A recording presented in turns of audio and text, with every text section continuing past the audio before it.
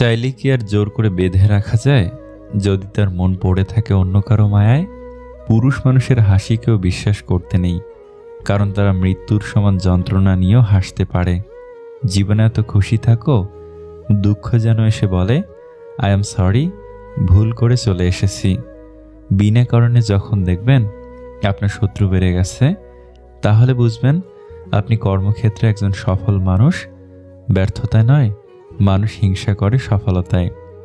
অবহেলিত হতেই হবে যদি তুমি কারো প্রতি অতিরিক্ত ভালোবাসা প্রকাশ করো।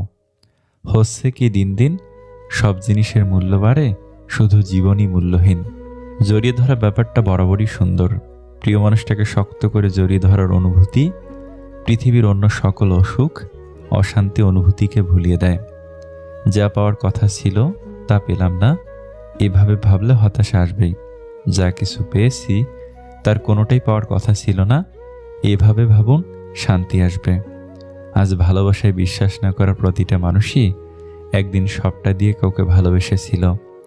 তুমি যখন বাস্তবতা বুঝতে শিখবে, তখন অনুভূতির চেয়ে আত্মসম্মানকে বেশি গুরুত্ব দিবে। সুন্দর চেহারাও একদিন বৃদ্ধ হয়ে যায়, কিন্তু সুন্দর ব্যবহার কখনো বৃদ্ধ হয় না। একসময় মনে করতাম কাউকে ভুলে যাওয়াটা খুব কঠিন, কিন্তু বাস্তবের সামনে দাঁড়িয়ে বলছি, ভুলে যাওয়া নয়, একজন মানুষকে চেনা বড় কঠিন।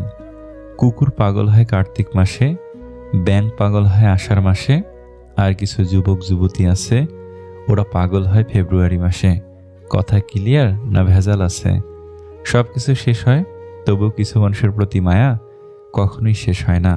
যৌতুক ছাড়া বিয়ে করবে এমন ছেলের অভাব নেই, কিন্তু 20 থেকে 30,000 টাকার দেনমোহর দ্বারা বিয়ে করবে এমন মেয়ে পাওয়া খুবই কঠিন। একটা সম্পর্ক যখন পুরনো হয়, তখন এমনি একটা গাছড়া ভাব চলে আসে, সে যত গভীর ভালোবাসাই হোক না কেন। গোসল করতে গিয়ে গান গাইতে ভালো লাগে, তাহলে বুঝবেন আপনি সুখী মানুষ। তুমি যাকে সবচেয়ে বেশি হারানোর ভয় করবে, পরিস্থিতির কারণে তুমি তাকেই সবার আগে হারিয়ে ফেলবে।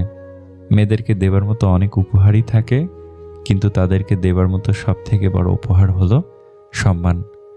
কাউকে পাওয়ার জন্য প্রার্থনা করেও যদি তাকে না পাও, তাহলে বুঝে নিও তোমাকে পাওয়ার জন্য অন্য কেউ প্রার্থনা করেছে, যার প্রার্থনার জোর তোমার থেকে অনেক বেশি।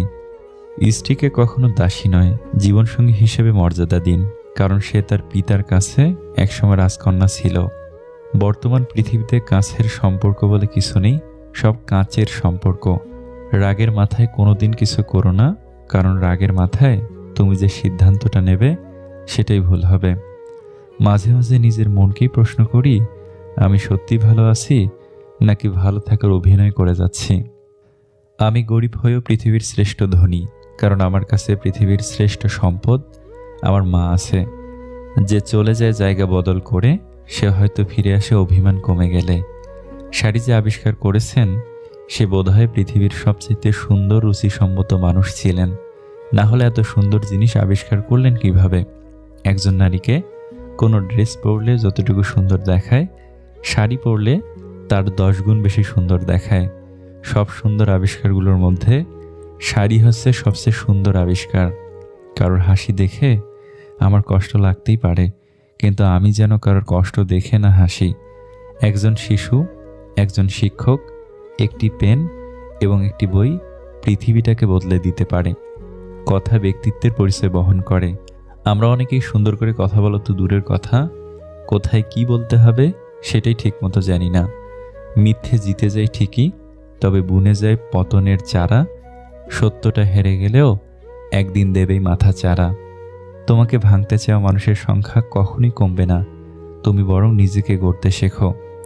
শিশুদেরকে ধনী হতে শেখাবেন না, তাদেরকে সুখী হতে শেখান। তাহলে সে বড় হয়ে কোনো জিনিসের মূল্য না খুঁজে মূল্যায়ন করতে শিখবে।